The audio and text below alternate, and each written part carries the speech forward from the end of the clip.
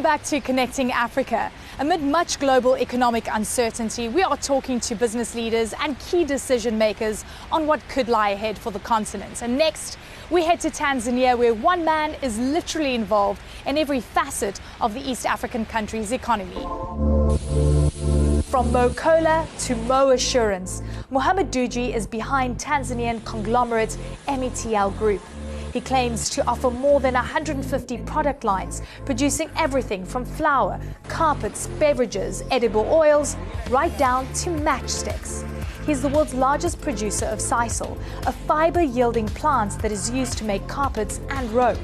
MeTL says it employs more than 38,000 people in Tanzania alone and has operations in 8 countries across Africa. He's become so big that he's taking on global giants like Coca-Cola, Pepsi and Unilever, launching a successful cola brand called Mo Cola.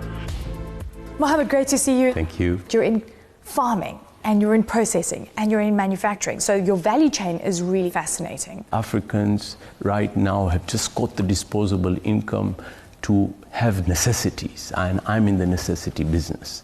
So if you look whether my trading division, whether it is rice, sugar, fertilizer, everything from air conditioners to bubblegum to yeast is needed. When you look at manufacturing, it's edible oils and cooking fats and margarines. So I'm placed to compete with the Unilevers and the Procter & Gamble's and the soaps and the detergents and the colas competing with Coca-Cola. When you're talking about an economy that's only $70 billion, and if you're doing $2.5 billion of revenue, I mean, you cannot be in one business. So I am in over 150 different lines of businesses. What's your best-selling product right now? My best-selling product so far would be Mo Extra, which is a carbonated soft drink in Tanzania. I'm setting up factories everywhere where Coke and Pepsi are setting up across Tanzania.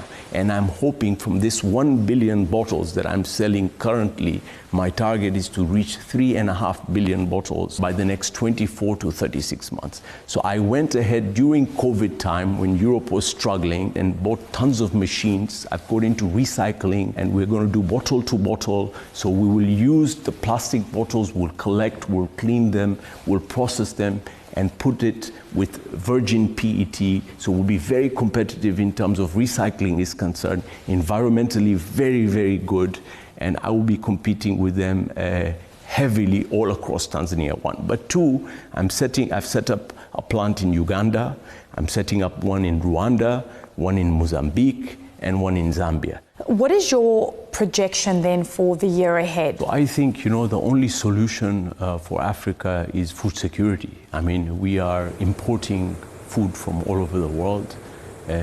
Africa, if you look at it, is 3 times the size of the United States. But you see, the world has made strides in agriculture. You look at Asia, you look at India, you look at Europe, you look at the US. But Africa, why are we still importing food? We have 40% of the arable land of the world.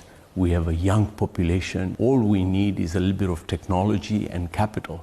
So I'm enhancing upon a $1 billion fund where I'm committing personally to invest $200 million. I want to focus on grains. So I want to focus on wheat, I want to focus on corn. And then my second silo would be edibles. So sunflower, soybean, and palm, and then finally I will go into products like proteins, like pigeon peas and yellow gram and green mung. We've got tons of land, but unfortunately we don't have the right framework and policies to deal with large investments in agriculture.